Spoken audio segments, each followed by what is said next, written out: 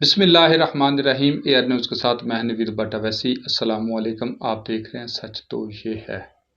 ناظرین کرام، کچھ عرصہ سے ضلع وزیر آباد سے ایک اندازے کے مطابق ہزاروں افراد نے غیر قانونی طریقے سے یورپ منتقل ہونے کی کوشش کی، جن میں سے ایک اندازے کے مطابق 15% اموات کا شکار ہو گئے، 35% لاپتہ، 40% اپنی جمع پونجی سے محروم ہو کر ذلیل و خوار ہو کر پاکستان آئے، جبکہ 10% یورپ داخل ہونے میں کامیاب ہوئے۔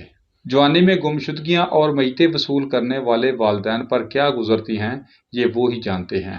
ضلع وزیر آباد انسانی اسمگلروں کے حوالے سے خود کفیل ہونے کی وجہ سے ہزاروں نوجوان پچھلے چند سالوں میں غیر قانونی طور پر ڈنکی کے ذریعے ایران، عراق اور ترکی کے راستے یورپ روانہ ہوئے، جن میں 15% ایران، عراق، ترکی بارڈر کے اور خطر برف پوش پہاڑوں اور تپتے صحراؤں کو کراس کرتے ہوئے زندگی کی بازی ہار گئے۔ مذکورہ افراد میں جن میں 35% ابھی تک لاپتہ ہیں، جان بحق ہونے والوں میں 20 سالہ علی حمزہ جنگیر سانسی نامی ایجنٹ کو 1.5 لاکھ روپیہ دے کر سفر پر روانہ ہوا اور ایجنٹ کے ظلم و بربریت کا شکار ہو کر ترکی اور بعد ازاں پاکستان آ کر شدید بیماری کی حالت میں انتقال کر گیا۔ 25 سالہ علی مرتضیٰ کی بھی ڈیڈ باڈی واپس آئی اور بوڑھے والدین کی کمر توڑ گئی۔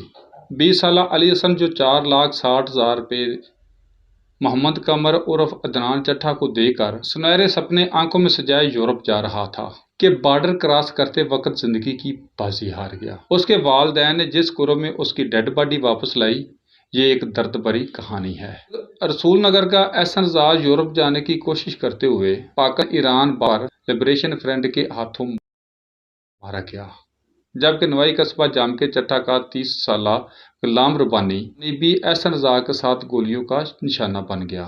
سٹی علی پور چٹھا کا 45 سالہ محمد اسلم عرف بوٹا کشمیری اور 22 سالہ کاشف بٹ یورپ جاتے ہوئے ایران میں ایکسیڈنٹ سے جان بحق ہوئے۔ تھانہ علی پور چٹھا سے تعلق رکھنے والے 24 سالہ حافظ شہباز اور 5 بہنوں کا اکلوتا بھائی 22 سالہ عمر حیات بھی ترکی کے بارڈروں میں ہلاک ہوئے۔ ان کی لاشیں واپس لانے کے لیے ان کے لواحقین کو جن مشکلات کا سامنا کرنا پڑا، وہ درد آج بھی محسوس کر رہے ہیں۔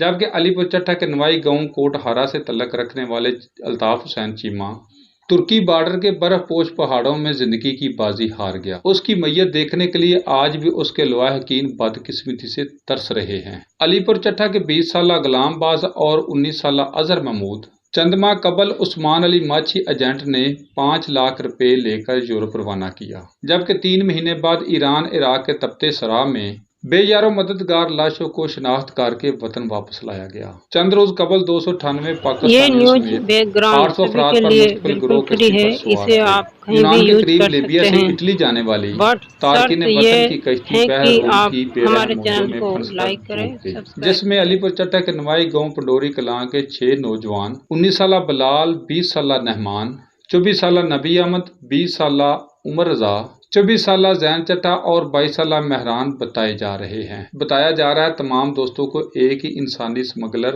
امجد نامی ایجنٹ، جو کہ نوائی گاؤں داروال کنگ کا رہائشی ہے۔ لواحقین کا کہنا ہے جب سے کشتی کا واقعہ ہوا ہے تب سے ایجنٹ کا نمبر بند جا رہا ہے اور ہمارے جگر گوشوں سے بھی کوئی رابطہ نہیں ہے۔ یہاں یہ بھی بتانا ضروری سمجھتا ہوں اتنے بڑے سانحہ کے بعد بھی یہ موت کے سوداگر بڑی دیدہ دلیری سے سادہ لوگوں کو سہانے خواب دکھا کر اپنے جال میں پھنساتے ہیں۔ ٹرین اور بسوں کے ذریعے کراچی پہنچا کر سمندر کی بے رحم موجوں میں کشتی کے ذریعے ایران انٹر کرنے کے بعد تپتے صحراؤں، برف پوش پہاڑوں میں سفر کرواتے ہوئے مختلف ممالک کے بارڈر کراس کراتے ہیں۔ ہمارے ہاں انسانی اسمگلر کے ایجنٹ اور سب ایجنٹ کھلے عام دن دناتے پھر رہے ہیں۔ جب بھی کوئی خاندان، خاص کر کے نوجوان نسل، ان کے پرفریب جال میں پھنستے ہیں تو یہ ان کے زیورات تک بکوا دیتے ہیں۔ جانوروں کے علاوہ گھر میں سامان تک بھی بکوا دیں گے، پھر بھی ان کے گھر یا قیمتی پلاٹ بیچیں گے یا پھر اپنے کسی عزیز و اقارب کے نام ملکیتی کروا لیتے ہیں۔ ان انسانیت آری درندوں کا پھر بھی پیٹ نہ بھرے تو اپنی گرہ سے پیسے دے کر چیک اسٹامپ لکھوا کر سود تک وصول کرتے ہیں۔ ایسی بے شمار مثالیں علی پور چٹھا میں بما ثبوت موجود ہیں۔ خواتین کی کافی تعداد ان کی اعلیٰ کار بن کر سب ایجنٹ کی خدمات سر انجام دے رہی ہیں۔